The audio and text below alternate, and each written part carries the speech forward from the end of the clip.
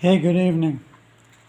Well, there's two books that I highly recommend, and I'd like to talk about the first one. I've talked about both of these books.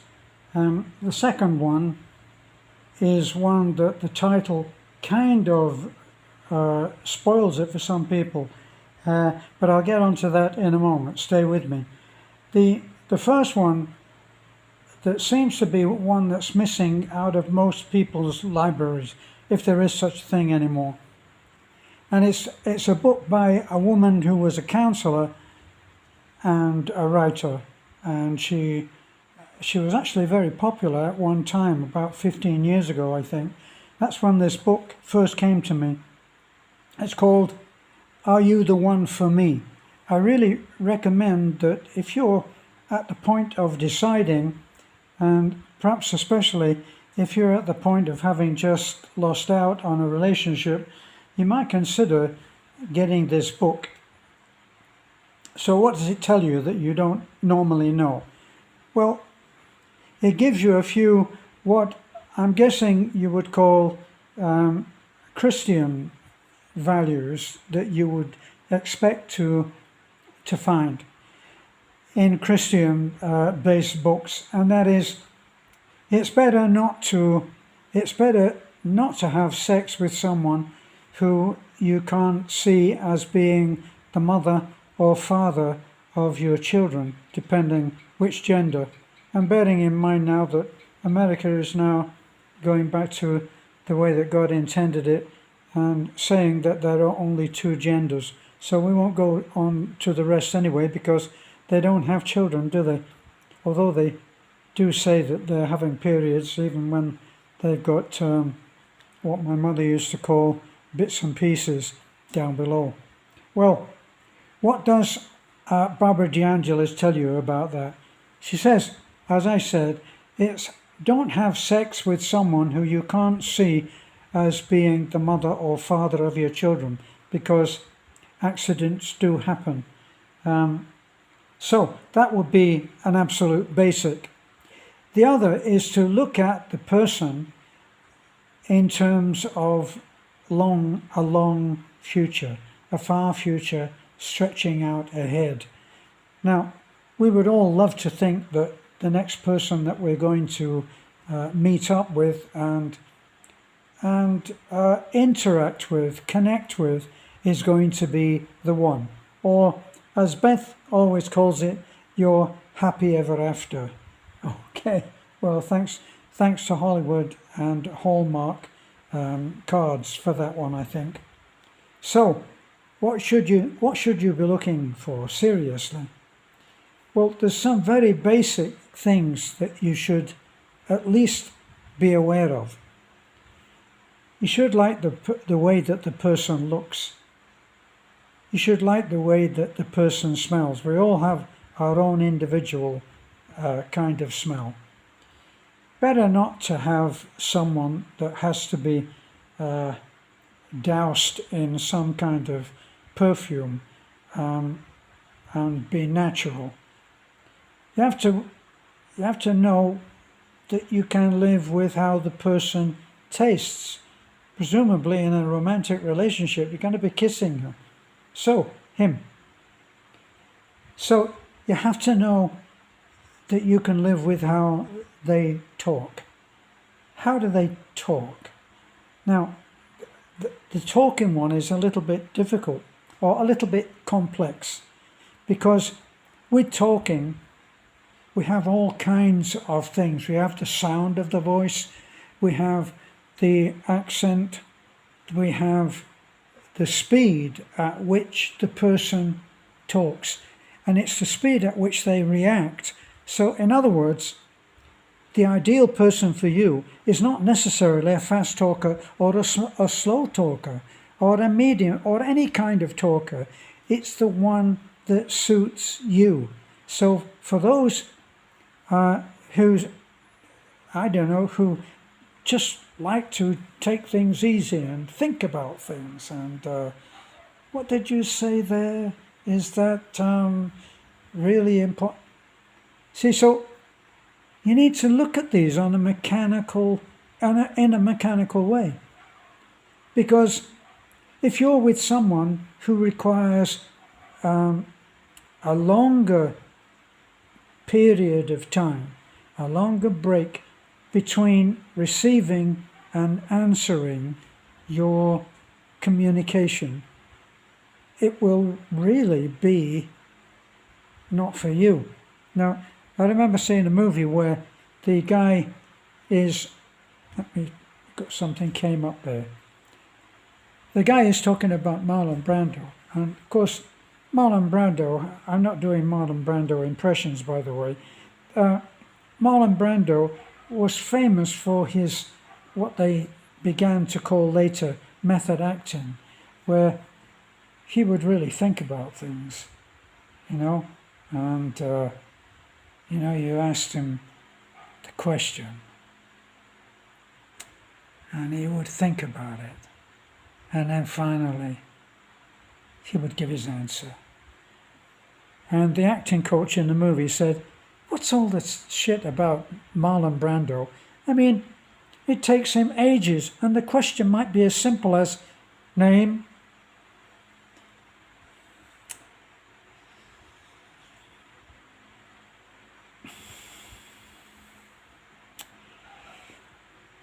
Brando.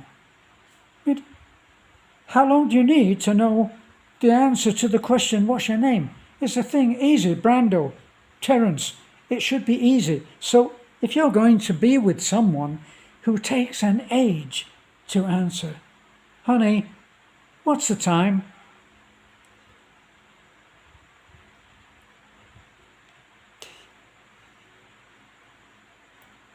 "10 to 12. You'll be insane by the end of the day. So, the other thing is that if you have someone who speaks very fast and thinks very quickly, in a much faster way than you do, comfortably, then it's going to be a nightmare. You're going to be saying, you know what I'd like to do? Yeah, we're going to go fishing. No, I wasn't finished. Oh, you want to go bowling? Oh, you don't want to go out at all? Can I finish? See, so the speed at which somebody speaks is important. The other thing is, I guess that old one is, you always know how nice a person is going to be with you eventually in how they treat the waiter or the waitress. So the key is that you look at how they treat other people when things are not going that well. So how do they, once they reach their rock bottom, what I think of is like a chronic level. That's gonna be how they are. And so if they become really nasty to people that they hardly know, simply because things aren't going that well, are you going to be able to handle that? The opposite might be that you might think that if somebody doesn't react at all to how somebody speaks to them, then they're going to let everybody walk all over them. And if you're the woman, the man is going to let everybody walk all over you too. So you need to see how they're going to behave to others, because eventually they will behave like that to you. So what you are looking at is hopefully finding someone who you would like to have as a friend. Now, unfortunately, this has become, it's become kidnapped, hasn't it? In America especially, that if you are getting on very well as a friend with someone, you'll end up in the friend zone because they don't want somebody who they're friendly with. Now, the other thing is you have to look at what's the basis of their learning in how a relationship should be. If someone has come from a family in which abuse was very high, then if you come from a loving, harmonious family, there is a good possibility that unless you can help that person to realize the way that things should be, that a family should be in harmony. What was the saying? A family who prays together stays together. A family who dines together will stay together. All of these things where a harmonious way of living is probably the ideal, but for some people, they won't measure love in the same way. So if they've been abused, they will probably become the abuser. So while it's wonderful, Christian, human way of dealing with people that may have had a rough time, be careful that you don't land yourself in a situation where you become part of reliving their rough time. So that's about part of some of it. Now, let me just give you one example that Barbara DeAngelis in the book talks about. She says that when she has people come to her for counselling, they may be in various states of situation.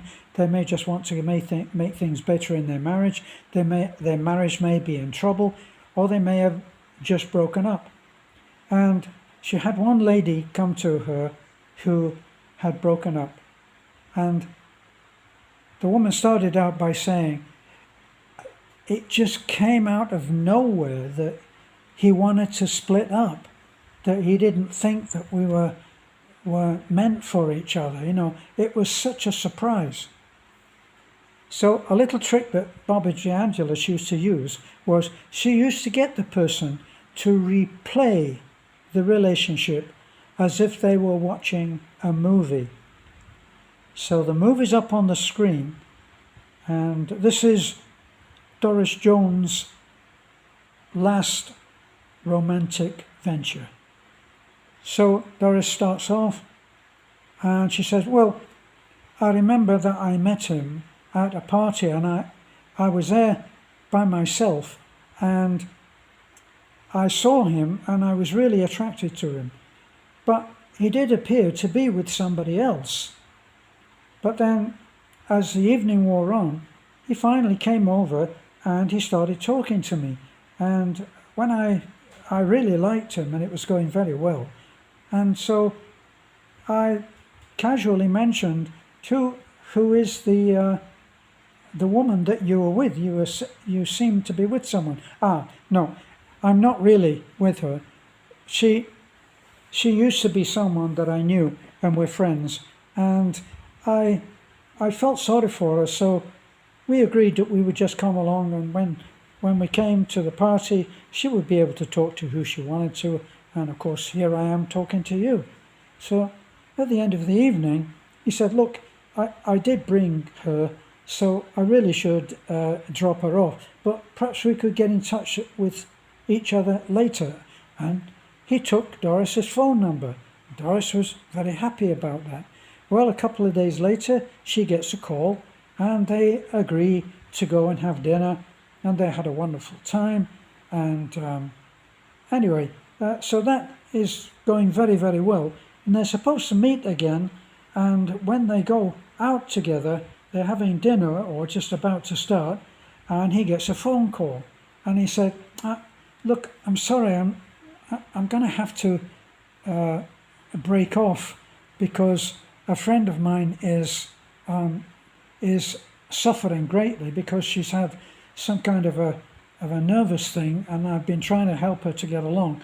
And with that, he leaves. But before he goes, she, out of curiosity, says, is this the friend that you brought to the party? And he said, yes, it is. Well, they keep going, and she really likes the guy, and she's already kind of emotionally committed to him. So they've made an arrangement for that weekend, and she goes around to his place.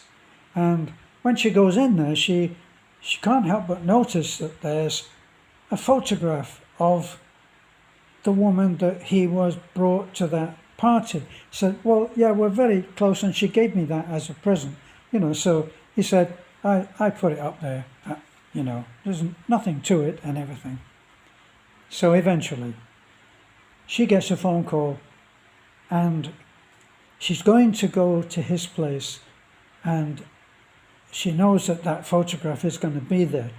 And Barbara DeAngelis says, why did you not think anything more of that? Because all the way through these talks, the woman has been saying, yes, looking back, that's a flag there that I should have known. So said, I didn't say anything on this particular time because it was going to be the first night that we spent together, and I had every hope that that would turn everything. But of course, after that particular quality night spent, she was elbowed out, and it turns out that he's gone back to the woman in the photograph. So it wasn't really a friend. He was just hanging on.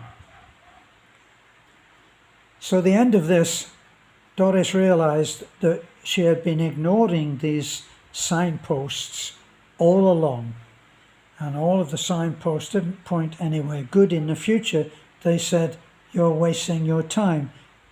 But her hope was greater than her expectations, and she ended up in therapy. So we need to be looking at these situations where we are being given signals. We can choose to ignore them, but if we do, we'll pay the price later. Of course, this subject is greater than just one video. I hope you'll like, comment, or subscribe, and if possible, share. Don't forget that book. I don't get a commission on you buying it. It's quite an old book now, 15, possibly 20 years, but worth finding. Barbara DeAngelis, Are You the One for Me? Bye for now.